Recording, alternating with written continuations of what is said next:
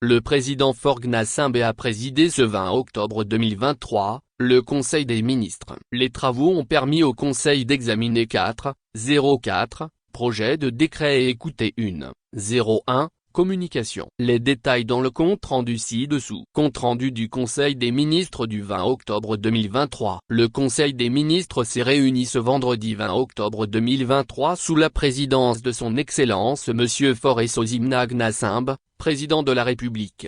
Le Conseil des ministres a examiné 4.04 projets de décret et écouté 1.01 communication.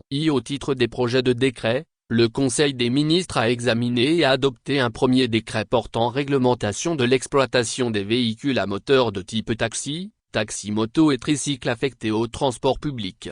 La loi N-2022-023 du 27 décembre 2022 portant loi d'orientation des transports vise l'amélioration du cadre général des transports dans notre pays, pour garantir aux usagers de la route une mobilité plus sûre et mieux organisée.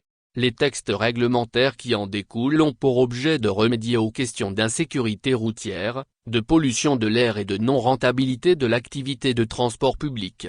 Le décret pris en Conseil des ministres ce jour réglemente l'exploitation des transports de type taxi, taxi-moto et tricycle. Élaboré en concertation avec les représentants des organisations professionnelles, il instaure d'une part pour les exploitants de véhicules de transport public l'obligation d'obtenir d'une licence délivrée par le ministre chargé du transport routier et d'autre part l'obligation d'obtenir pour les véhicules une autorisation de transport délivrée par les collectivités territoriales.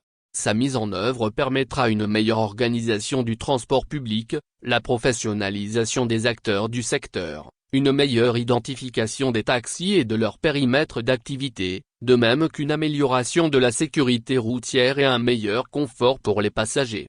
Les personnes exerçant préalablement une activité de transport public par taxi, taxi-moto ou tricycle disposent d'un délai de 24 mois pour se conformer aux nouvelles dispositions. Le Conseil des ministres a examiné et adopté un deuxième décret portant création, organisation et fonctionnement du cadre de concertation des transports.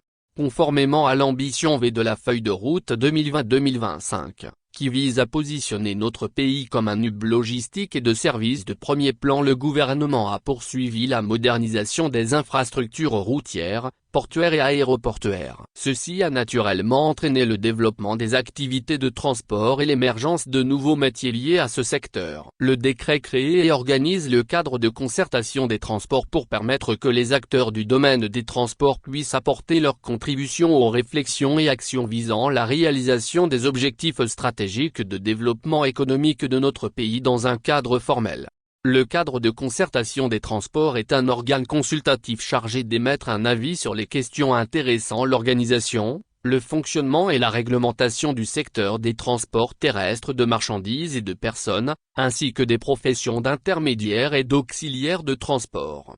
L'adoption de ce décret permet à notre pays de disposer d'un cadre formel de gestion concertée des questions liées au transport terrestre, pour favoriser le développement de services de transport de qualité, compétitifs, durables et fiables, créateurs de richesses et d'emplois. Le Conseil des ministres a examiné et adopté un troisième décret fixant les règles de création des ligues professionnelles au sein des fédérations nationales sportives. La loi N-2021-008 du 7 mai 2021 fixant les règles d'organisation, de développement et de promotion des activités physiques et sportives au Togo a prévu que l'État et les associations sportives nationales travaillent ensemble à la professionnalisation de la pratique des activités sportives en encourageant la création des ligues professionnelles. En vue de définir un modèle économique viable pour le secteur des sports et de renforcer l'attractivité et la compétitivité des sélections nationales, le décret fixant les règles de création des ligues professionnelles au sein des fédérations nationales sportives offre la possibilité aux fédérations sportives nationales de créer en leur sein une ligue professionnelle dans le but de prendre en charge l'organisation des compétitions professionnelles dans leurs disciplines respectives. Le texte va contribuer à transformer structurellement l'écosystème sportif de notre pays en créant le cadre favorable pour l'émergence de sociétés sportives tout en lui faisant franchir un cap qualitatif important vers la sécurité sociale des joueurs et athlètes et l'amélioration des conditions de vie et de travail des salariés de ces sociétés sportives.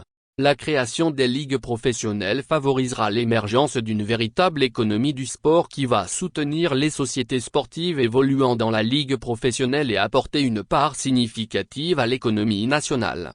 Le Conseil des ministres a examiné et adopté un 4e décret portant création d'un fonds d'appui au secteur social, FAS, en conformité avec l'axe 1 de la feuille de route 2020-2025 qui vise le renforcement de l'inclusion et l'harmonie sociale et la consolidation de la paix. La part des dépenses sociales dans le budget de l'État est allée en augmentant depuis plusieurs années. Elle s'élève à environ 50% du budget exercice 2023, signe de la volonté de poursuivre et renforcer les efforts du gouvernement dans les secteurs prioritaires de développement, en l'occurrence la santé, l'éducation, l'eau, l'énergie, l'économie numérique, l'électrification rurale, l'environnement et l'inclusion sociale, financière et économique. Pour soutenir ces efforts en garantissant la disponibilité de ressources destinées au financement des besoins du secteur social et la transparence dans leur utilisation, le décret portant création d'un fonds d'appui au secteur social, FAS, institue un mécanisme permettant de centraliser toutes ces ressources, pour un meilleur suivi de leur utilisation. Le fonds d'appui au secteur social a 2 composantes, un fonds d'appui à la couverture santé universelle nationale et un fonds d'appui aux programmes et projets à caractère social, entièrement ou partiellement financés par l'État. Au titre des communications, le Conseil des ministres a écouté une communication relative aux actions de l'Agence de solidarité nationale de 2020 à 2023, présentée par Madame la ministre de l'Action sociale, de la promotion de la femme et de l'alphabétisation. Créée par décret N-92-031-PMRT du 5 février 1992, l'Agence de solidarité nationale, ASN, est un établissement public administratif à caractère social, chargé de définir et mettre en place une politique nationale et les mécanismes de solidarité, de prendre en charge les personnes vulnérables, et de créer et développer les fonctions d'assistance en cas de risque et de calamité.